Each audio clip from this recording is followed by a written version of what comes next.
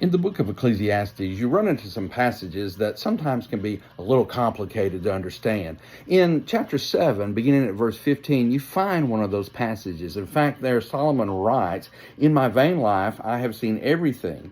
There is a righteous man who perishes in his righteousness, and there is a wicked man who prolongs his life in his evil doing." Obviously, this is something that's hard for us sometimes to grasp, that the good man doesn't live a long life, but the wicked man lives a very long life. And so this calls for us to have a great deal of wisdom. Yet we may react to scenarios like that we see played out in real life with a reaction that we say, well, what's the use of living for God? And so the next couple of verses kind of elaborate on that kind of mindset when he says, "Be not overly righteous, and do not make yourself too wise." What's he talking about there? Why should you destroy yourself? "Be not overly wicked, neither be a fool. Why should you die before your time? It is good that you should take hold of this, and from that withhold not your hand, for it is the one who fears God that shall come out from both of them." And it appears, yes, sometimes that the unrighteous people are winning, that the unrighteous people have the advantage. But we must recall, that's only in the short run. That's only in life here. That's not about the life that is to come.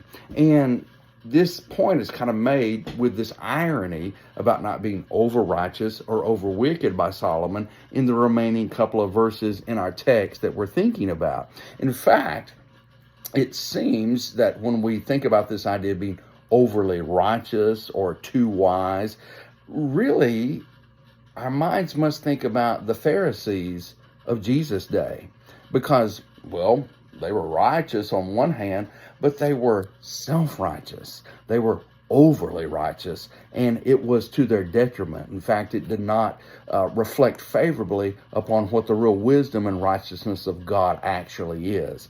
And to further drive that idea home, he flips the script and he says, and don't be overly wicked either. He's not really telling us that it's okay to be just, average wicked, but just don't go too far with it. That's not what he's saying. That flies in the face of everything in Scripture.